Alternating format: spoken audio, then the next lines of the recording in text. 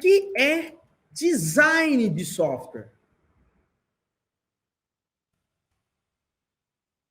Tá? E qual que é a diferença entre arquitetura de software e design de software?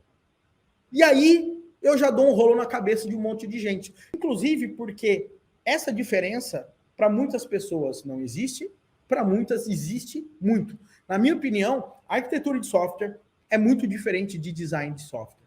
O grande ponto aqui, tá? Tem um amigo meu, mentor aí, o Elemar Júnior, não sei se vocês conhecem o Elemar, cara, gente finíssima.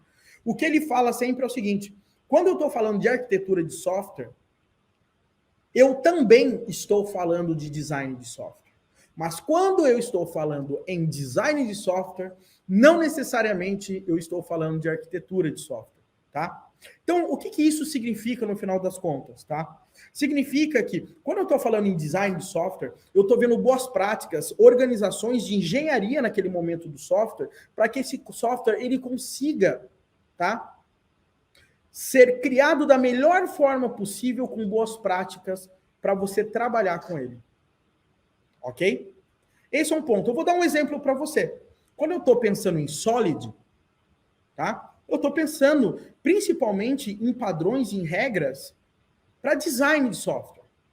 Por quê? Porque quando eu estou pensando em Solid de forma geral, eu estou pensando ali naquele contexto que o software está sendo desenvolvido em si. Mas, por exemplo, quando eu estou pensando em qual sistema de log eu estou utilizando, eu também estou pensando ali em como trabalhar com log, as abstrações que eu vou fazer e tudo mais. Também pode ser uma decisão de design de software. Por outro lado, quando eu vou escolher, por exemplo, a ferramenta de log que eu vou trabalhar com um Elastic Stack, eu vou trabalhar com Paper Trail, isso é uma decisão arquitetural que vai além do código. Então perceba que escolher a minha ferramenta de log é uma decisão arquitetural que envolve design de software na hora de implementar esse log. Por outro lado, tá? Por outro lado, quando eu estou apenas pensando em como trabalhar e organizar a minha aplicação da melhor forma para deixá-la mais desacoplada possível, normalmente eu estou falando mais sobre design de software. Legal? Então, o que acontece aqui, pessoal? O que acontece aqui para gente? Na minha humilde opinião, tá? E agora vem a polêmica, mas eu não quero gerar uma polêmica negativa, é que Clean Arc está mais para design de software do que para arquitetura. Tá? Esse aí eu acho que é um dos maiores pontos controversos em relação à parte do Uncle Bob. Quando você está lendo o livro do Clean Architecture, ele fala realmente que quando você está vendo software, né, a arquitetura está em tudo, né? Desde a hora como você consegue, por exemplo, colocar um interruptor na parede, o arquiteto tem que ter pensado naquilo para bolar aquela história, entendeu? Mas existem muitas mais decisões ali de como colocar aquilo na parede que não vem necessariamente do arquiteto, vem do pedreiro que vai chumbar aquela parada na parede. E muito do que a gente vai aprender com Clean Architecture é o papel do pedreiro, não necessariamente o papel do arquiteto. Entendeu?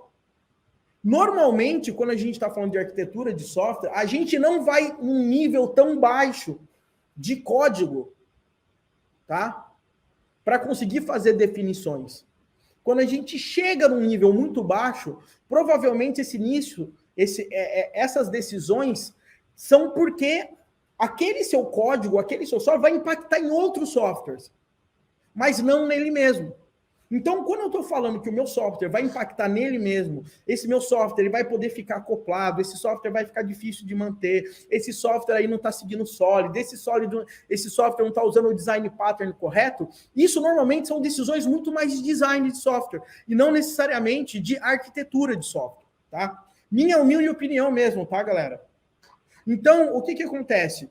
Quem está falando que Clean Architecture não tem a ver com arquitetura de software, obviamente, também está pegando muito pesado, porque, de uma forma ou de outra, quando você pensa de forma mais arquitetural e alto nível, você consegue gerar até uma padronização em todos os softwares que estão em volta do ecossistema que você está. Então, sim, tá? Clean Architecture tem a ver com arquitetura. Por outro lado, grande parte das vezes que a gente está trabalhando em camadas, e a gente vai ver daqui a pouco essas camadas de entidade, camadas de use case, etc. Grande parte de tudo aquilo ali que a gente vai ver, princípios do Solid, inversion control, dependency inversion e tudo, e etc. Isso aí é muito mais design, ok?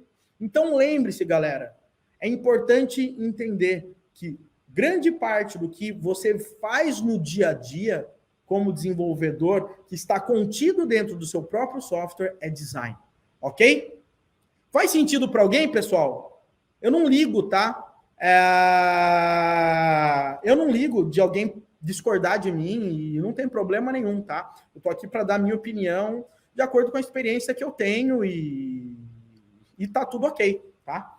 Mas lembre-se, de uma forma ou de outra, a nossa ideia é como que eu consigo criar um software de uma forma ou de outra, conseguir desenhar esse software para que ele consiga ser sustentável ao longo do tempo. Legal? Então, pessoal, o que acontece? Vamos falar um pouco sobre a ideia do Clean Architecture, tá? A Clean Architecture, a grande sacada aí do Uncle Bob, tá? É um cara que eu admiro bastante, eu gosto bastante das pegadas dele. Eu já o conheci presencialmente, inclusive, e tudo mais, tá? Ele tem uma pegada muito bacana, mas o Uncle Bob, eu acho que a maior sacada desse cara, tá?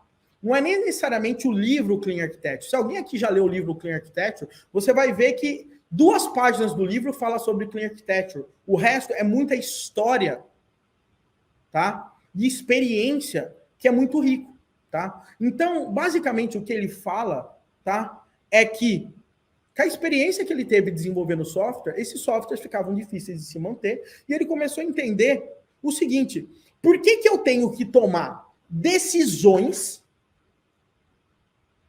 tão detalhadas no início do software, sendo que eu posso deixar elas para depois? Então, eu vou dar um exemplo aqui para vocês. Quem aqui já começou um software, por exemplo, tá? Quem aqui começou um software e a primeira pergunta que fez foi: qual o banco de dados que eu vou usar? Alguém já fez essa pergunta? E galera, quando eu olho assim, tá? É porque eu tô olhando o chat aqui, tá? Eu tenho 2 monitores, beleza? Então é o seguinte: quem aqui já fez essa pergunta? Qual banco de dados eu vou usar? Qual o ORM? Como que eu vou fazer isso? Como que eu vou fazer aquilo? Galera, a gente tem que pensar que existem muitas decisões na hora que você está desenvolvendo um software que você pode deixar para depois. E o grande problema é que, como a gente quer tomar decisões que naquele momento não são importantes, você acaba tomando decisões de coisas que você não precisa naquele momento, junto com as decisões que você precisa tomar. E aí você tem tanta coisa misturada ao mesmo tempo que você acaba perdendo o controle e extrapolando algumas barreiras, entendeu? Que você não precisaria extrapolar, ok? Qual software você vai usar? Qual framework? Qual banco de dados? Qual sistema de cache? Né? Qual encoder de password que eu vou trabalhar? Né? Qual framework web? Né? Eu vou usar OpenAPI ou qualquer coisa desse tipo. Então, esses tipos de pergunta são perguntas que, ok, fazem sentido. Mas se você pensar bem, o software tem uma coisa mais importante do que isso. Tá? E essa coisa que o software tem e que é mais importante de tudo isso de forma geral é algo que é chamado de Enterprise Business Rules. E no final das contas, a grosso modo, a gente pode chamar de domínio. Tá? Ou uma palavra que eu gosto muito, coração do software. Legal? Então, quando você tem um software, esse software ele está aí para resolver uma dor. Esse software ele está aí para resolver um problema. Né? Então, se eu tenho um problema que eu tenho que pegar todo dia e calcular um monte de juros para eu cobrar os meus clientes, eu preciso de um software que calcule juros. Se esse software vai usar HTTP, se vai usar gRPC, se vai usar Kafka, RabbitMQ, se ele vai usar MySQL, Mongo, NoSQL, DynamoDB, etc., é um detalhe nesse momento. O que eu tenho que pensar agora são duas coisas. O que não é importante e o que é importante. Tá? Então, a gente, nesse momento, a gente pode fazer uma separação, tá, muito clara de algo que a gente chama de complexidade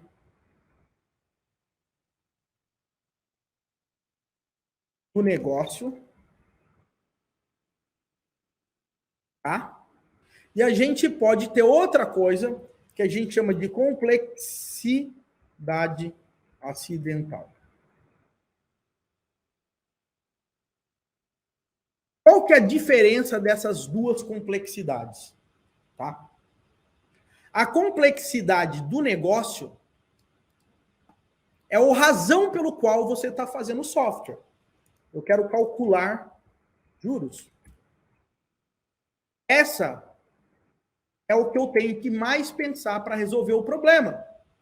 Quando eu começo aqui a pensar em API REST, gRPC, .NET 6, Django, PHP, MySQL, Serverless. Isso aqui é complexidade acidental. Essa complexidade que nós escolhemos ter, tá? Ou seja, essa complexidade é a complexidade que nós estamos colocando para tentar resolver a complexidade do negócio. E faz parte, a gente vai adicionar complexidade acidental no nosso software. É óbvio que a gente vai. E por que que a gente vai? Porque a gente precisa de ferramentas, bibliotecas, código, frameworks, banco de dados, abstrações, um monte de coisa para conseguir resolver o problema da melhor forma possível. O grande ponto é que muitas vezes, sabe o que acaba acontecendo? O seu software tem esse problema aqui, ó, que é calcular juros. Como que eu mudo a cor dessa parada? Calcular juros. Sabe o que acontece? O cliente fala, Wesley, eu quero um sistema para calcular juros. Aí, ao invés de você pensar no problema em calcular juros, sabe o que que você faz? Você faz isso aqui, ó. Nossa, cara, tá complicado isso aqui, hein? Resumindo, gerou um super ruído. Você está misturando esses dois tipos de complexidade. E uma vez que você mistura isso, você não consegue ver nem uma coisa, nem outra. Tá? Isso aí é um ponto super importante. Então, a grande sacada aqui da arquitetura, da Clean Architecture, e você vai perceber, tá, que essa história de Clean Architecture é algo que o Enco Bob fez, né, criou, baseado na experiência de muitas outras pessoas que foram evoluindo. Eu vou dar um exemplo para você. Quem fala assim, quem fez o Solid? Todo mundo fala o Uncle Bob. Mas quando você vai ver o Solid, são 5 regras criadas por 5 outras pessoas que o Uncle Bob foi e juntou ali pra gente. Tá? Então, entenda que o Uncle Bob ele trabalha muito com princípios. E esses princípios não necessariamente foram eles que inventaram, que ele que inventou. Muitas vezes ele partiu de alguém que já tinha feito algo e evoluiu da forma como ele pensa. Tá? E por conta disso, se você olhar e pesquisar algo sobre ports and adapters ou arquitetura hexagonal, você vai ver que eu quase posso falar que isso é igual à arquitetura, à Clean Architecture. Se eu pegar algo chamado de Onion, Architecture, você vai ver que eu posso colocar quase que a mesma coisa do que é Clean Architecture, para vocês terem uma ideia. Então, a Clean Architecture, ela tem um coração, que é a seguinte: focar no coração do negócio. E deixar as complexidades externas por último. Tem sentido para vocês, galera? O que eu estou falando? Por favor, deixa me saber, galera. Faz sentido isso para vocês? Tá? Eu não estou querendo ser chato, eu sei que todo mundo está querendo ação, vamos botar a mão no código, eu também quero colocar a mão no código e tudo mais, mas um ponto que é importante você saber é que não adianta você querer ver código, ver que pastinha, se você não entender a ideia geral. Porque senão, sabe o que vai acontecer? Na hora que você vai começar um novo projeto, você vai pensar nisso organizado num formato de pastas. Mas não vai ter pensado no quê? Na complexidade do negócio, na complexidade acidental.